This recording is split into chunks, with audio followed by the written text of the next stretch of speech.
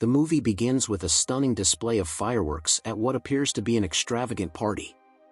A large man, Joseph, suspiciously watches the guests as the celebration kicks off with a group of dancers performing an elaborate routine.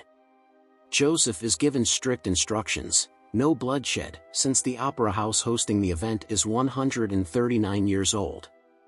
However, he disregards the order, eliminating several security guards as he searches for his target.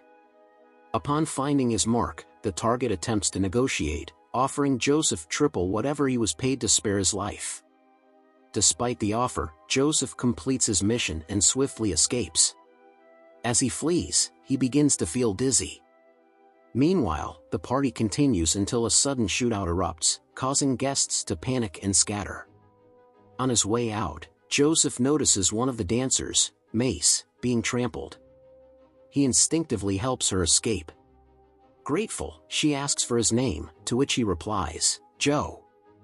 Back home, Joseph's dizziness worsens, prompting him to take medication before resting. The next day, he visits a lab to undergo tests due to repeated head trauma. However, the results show no tumors. His doctor, Dr. Keegan, advises him to reevaluate his lifestyle. Later, Joseph meets with his employer to receive payment for his latest job. During their conversation, he learns about the cover story fabricated to conceal the previous night's events. Joseph then visits Mace to check on her injured foot.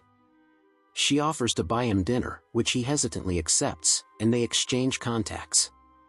Initially, Joseph discards her number but later retrieves it and messages her. After some hesitation, they finally meet for dinner, discussing their lives, dreams, and families. Mace shares her ambition of opening a dance academy. As they continue seeing each other, Joseph finds himself drawn to her, even attending her dance shows and going on frequent dates, all while maintaining his dangerous profession. During a meeting with his boss, Joseph confesses his feelings for Mace. His boss asks if she knows about his line of work, to which Joseph responds that she doesn't, as he plans to retire soon. Mace decides to host a birthday dinner for him, inviting his boss and his boss's partner, Sharon. The dinner is filled with laughter and bonding. His boss advises him to be honest with Mace, just as he had been with Sharon, and reassures Joseph that if Mace truly loves him, she will understand. After undergoing several medical tests, Dr. Keegan delivers devastating news: Joseph has Kittsville neurodegenerative disorder, a rare condition that leads to motor neuron degeneration, causing severe headaches, blindness, and loss of mental capacity. With no cure, Joseph is given only 3 months to live. Devastated, he returns home, discards his weapons, and informs his boss of his retirement. He also requests that his life insurance be given to Mace. Additionally, he proposes an unusual request: he wants his boss to arrange a hit on him, offering to finance his own assassination with $2 million. His boss refuses.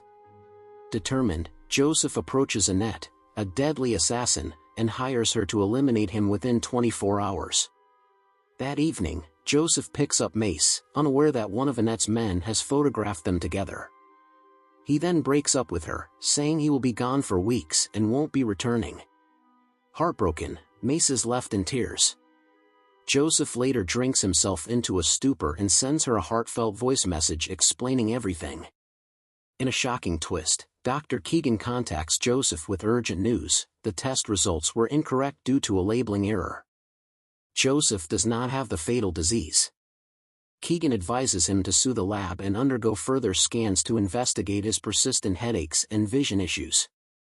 However, by this point, Joseph realizes he is already a marked man. His contract has been accepted by multiple assassins. A team of killers storms Joseph's home. He tries to call off the hit, but they refuse.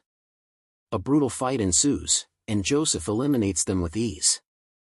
He immediately contacts Annette to cancel the contract, but she declines, explaining that the bounty has gained too much traction. No assassin would pass up a $2 million payday. She also reveals a personal vendetta: Joseph had killed her father. Realizing Mace is in danger, Joseph warns her to leave town. Another wave of killers attacks him, but he emerges victorious. Meanwhile, a separate assassin accepts a $4 million offer to kill Joseph, uninterested in his own lower bounty. More killers join the hunt, making Joseph's survival increasingly difficult. Mace, distraught, listens to Joseph's message and flees. Joseph seeks refuge with his boss, who helps treat his wounds and strategizes their next move. His boss provides him with explosives. Meanwhile, Annette ups the stakes, hiring an elite assassin named Lovedoll to kill Joseph and Mace. She also orders the execution of her own cousin, Joseph's driver. Sharon was giving Joe a head massage when, in a sudden twist, she snapped his neck. Joe heard a sharp sound, and just like that, his headache was gone. He hugged and thanked her. Meanwhile, Lovedoll and Pet's cousin were discussing why he wanted to be part of the business. They tracked down May at her house, capturing her before she could escape. At the same time, Antoinette was taking her contract on Joe very seriously. She assembled an army to take him down at Schatzberger Castle. As Joe prepared for battle, another deadly duo arrived to eliminate him. A brutal fight ensued, but Joe emerged victorious. Almost immediately, a female assassin team attacked him with guns, but he defeated them as well. The fight escalated into hand-to-hand combat, eventually turning into a sword fight. Joe refused to be taken down and used explosives to eliminate his opponent. Meanwhile, Lovedoll arrived with Mace, sensing a trap. He instructed Awick's cousin to keep an eye on May while he went to investigate. Lovedoll then struck a deal with Jojo in exchange for May. Just as they were talking, an army stormed the building. Joe barely escaped and returned for May, but she managed to outsmart her captors and flee. With knives, guns, and explosives, Joe fought his way out and went to meet Lovedoll to finalize their deal.